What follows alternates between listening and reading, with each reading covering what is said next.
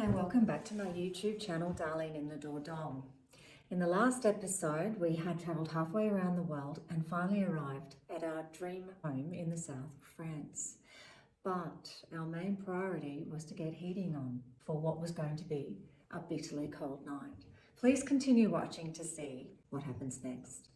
Also, if you like this journey and would like to continue following, please remember to select the subscribe button below.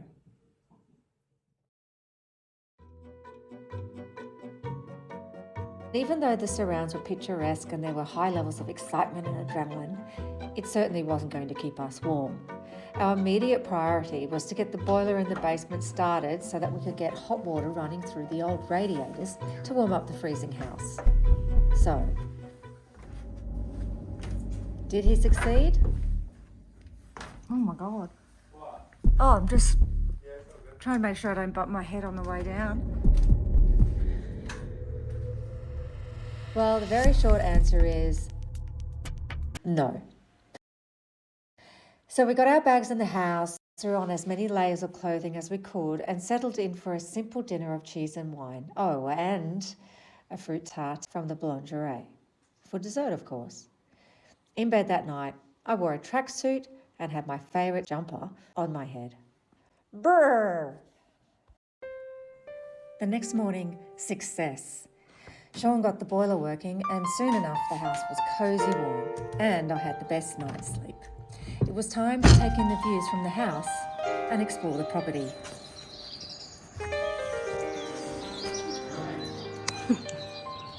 And this is the view from our bedroom. And yeah, it's a stunning morning. It's been a really long sunrise. Started around about 6 and I think it's now 8 o'clock. Anyway, it's beautiful. So that's going to be the art gallery studio down there, and it actually has separate access from the street, which is great. I'm just sticking my head out the window here in my arm out to try and get the best view. That's the shed to two-car garage at the moment, but we might turn that into another short-term accommodation, gîte as they call them here. So it's beautiful. So beautiful. And right up there on top of that hill is the most beautiful collection of buildings, and there's a chateau up there. It's a 13th century chateau, and Sean's already made friends with the owners of that property. So yeah, can't wait to meet them.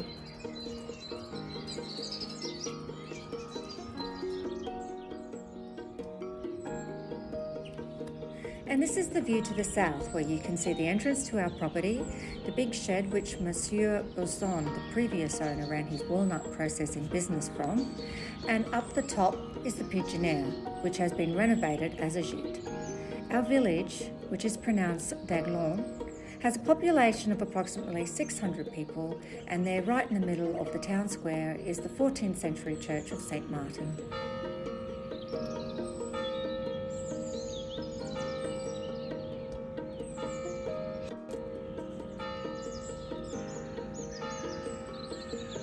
And that chimes, the town hall clock chimes every hour in the hour, twice.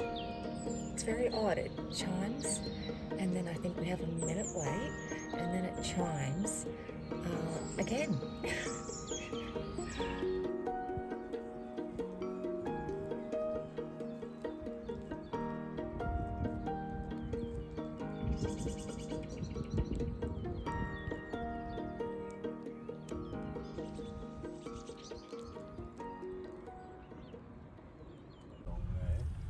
The company who transported our dogs couldn't fly them with us, so they had to fly on a different carrier en route. So no sooner had we arrived in the Dordogne, we then had to drive to Paris to collect them from Charles de Gaulle Airport. Whoa! Are you meant to give way? No. Oh. He just doesn't know how to drive properly.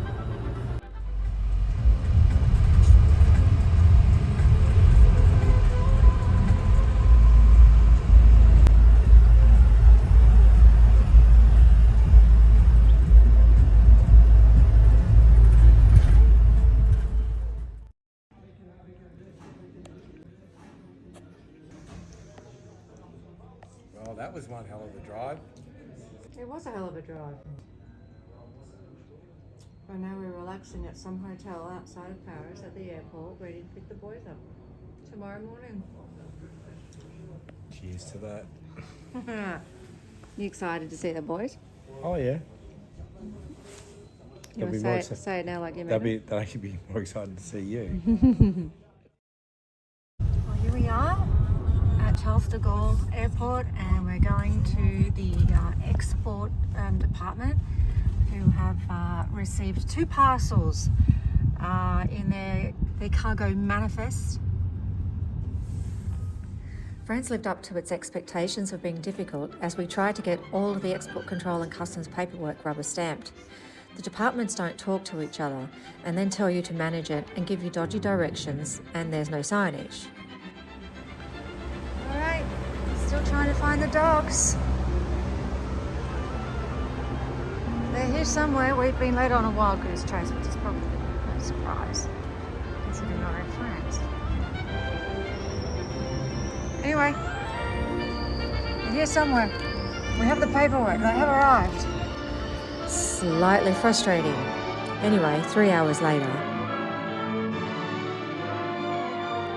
It was such an ordeal as Jackie was very stressed and Chewy let the whole airport know he was there. We found them. We finally found them. Come on, boys. Give up, puppy.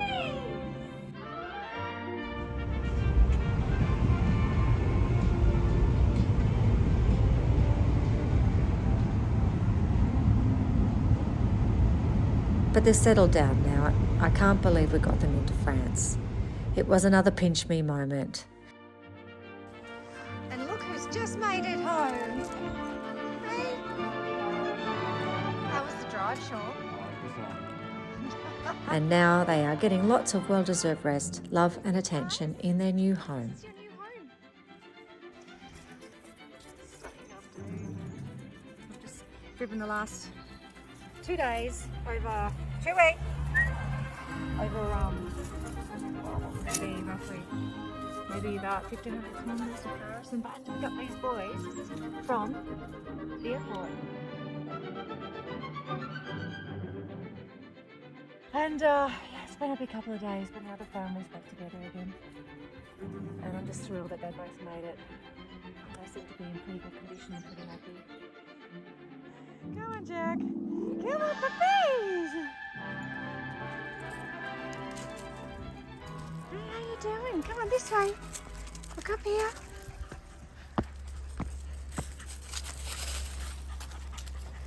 It's a walk. Right? Paradise. And plastic chairs. That night, Chewy and Jack continued to explore the property and the new house. We were all exhausted though and settled in early for our first night as a little family together in France.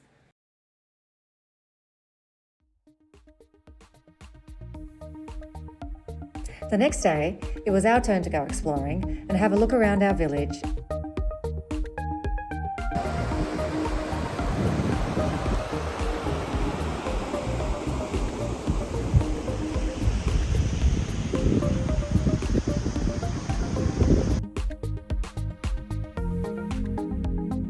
And our closest town, which was a 15-minute drive away.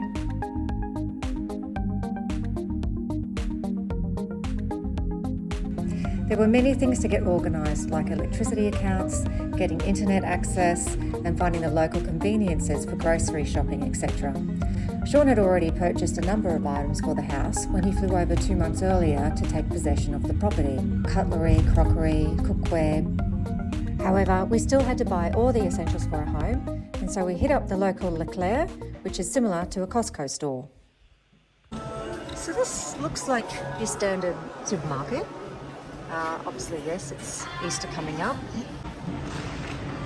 being late March, but this is not what you would normally see on Australian shelves. This is amazing. Wine, and more wine. Wine for days. And my husband has disappeared somewhere in one of these wine aisles. So we just got home from shopping in Sala this morning. It's quite a cold day outside, which is probably why my lips are blue. But yeah, it's still a pretty day out there. So I've just got home after a very successful couple of appointments with the bank and with our internet provider. So we're elected to go with Credit Agricole? Credit Agricole Bank, which is similar to a credit union in Australia. And we went to Orange, and they are providing our new phone and internet coverage. We were making good progress, but we knew this was just the start.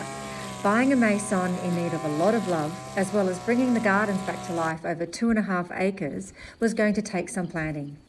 Now for the fun stuff.